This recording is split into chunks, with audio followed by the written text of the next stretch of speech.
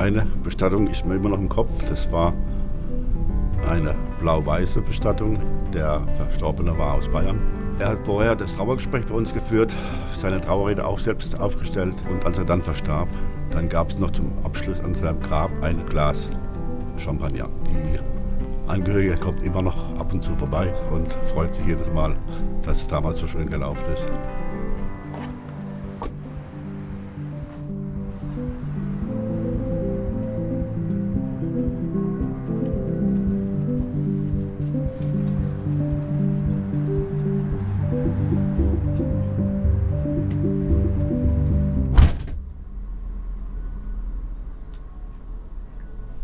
Ich war vorher gelernter Maschinenbauer. Dann nach dem Beruf, Ausbildung, habe ich dann die Schifffahrt gemacht. Bin jahrelang auf der Binnenschifffahrt gefahren. Dann über 20 Jahre auf Montagetätigkeit. Und dann, als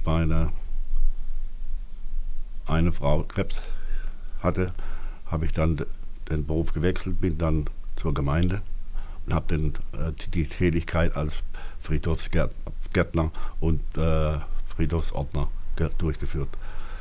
Und dann aus dem Bild heraus habe ich mich dann selbstständig gemacht.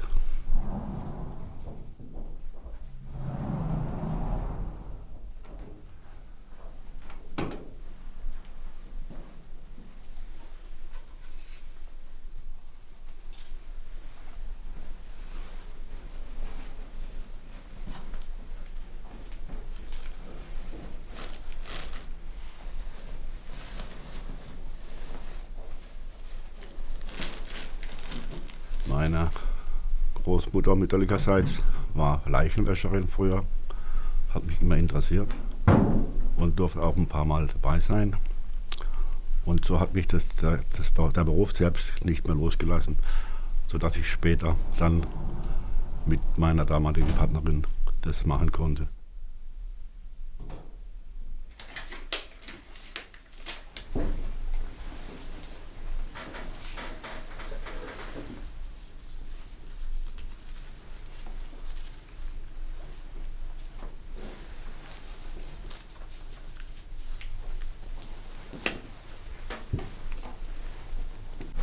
Die Leichenstarre kann man ja lösen, ganz normalerweise mit den üblichen Bewegungen. Das heißt, so wie sie der Physiotherapeut macht. Und so kann man auch den Verstorbenen dann auch anziehen.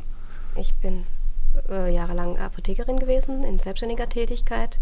Dann habe ich meinen Mann kennengelernt und habe Parallelen erkannt in der Form. Also ich bin jemand, der gerne berät, der für die Menschen da ist. Und meine Tätigkeit ist in der Hauptsache die Aufnahme eines Trauerfalles.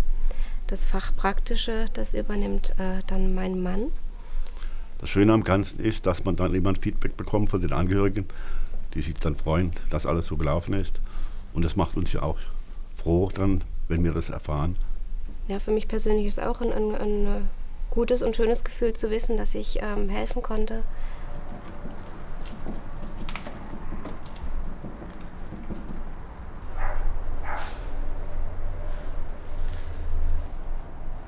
Die schlimmsten Beisetzungen sind immer, wenn es junge Leute sind. Junge Verstorbene, die verunfallt sind. Da ist es natürlich sehr schwierig, dann kommt wieder meine eigene Erinnerung von meinem Sohn wieder raus. Das heißt, ich werde jedes Mal dann daran erinnert, wenn ich so junge Menschen vor mir liegen habe. Der Tod meines Sohnes habe ich eigentlich wenig verarbeitet. Ich sehe es jedes Mal, wenn ich einen jungen Menschen vor mir liegen habe, kommt es wieder hoch. Das Jahr 2000 war ein ganz schlechtes Jahr für mich. Und ich habe mich damals nur rausgetraut, wenn ich arbeiten musste, aber ansonsten habe ich mich dann schon zu Hause eingeigelt, um keinen Kontakt nach außen zu haben, außer für die Arbeit.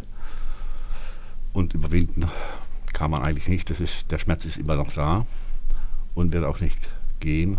Er wird vielleicht leichter sein, aber wie gesagt, er vergeht nicht, weil er fehlt mir auch und es ist sehr schwer. Und deshalb kann ich auch jeden verstehen. Ich habe alles damit gemacht. Ich habe meinen Vater beerdigt, meinen Zwillingsbruder, meinen Sohn. Ich weiß, was es dann heißt, wenn man jemand so verliert.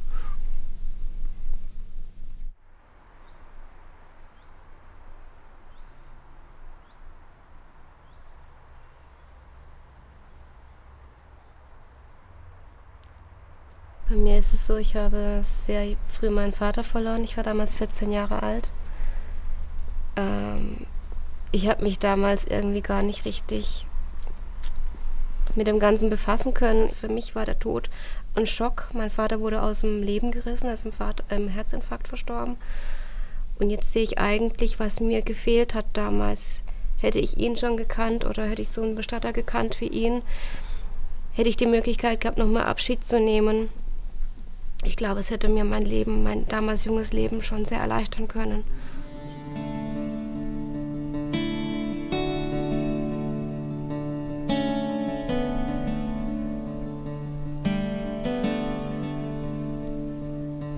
Letztlich ist es für die, die zurückbleiben, sehr schwierig, mit der Situation umzugehen. Es ist einfach eine Lücke da, mit der man leben lernen muss, was anfangs natürlich eine große Schwierigkeit für viele, viele Menschen ist. Aber so wie die Natur vergeht, also wie jetzt auch da immer ein Wechsel ist, so ist auch unser Leben bestimmt. Und ja, man muss damit leben lernen können. Ist das so in deinem Sinn beantwortet? Ja. Ich sage immer, das ist das letzte Fest, das wir machen können. Genau. Und das soll dann so sein, wie sie das eben wünschen. Weil es ist ja auch, Geburtstag ist ein Fest und der Todestag ist auch ein Fest. Man geht.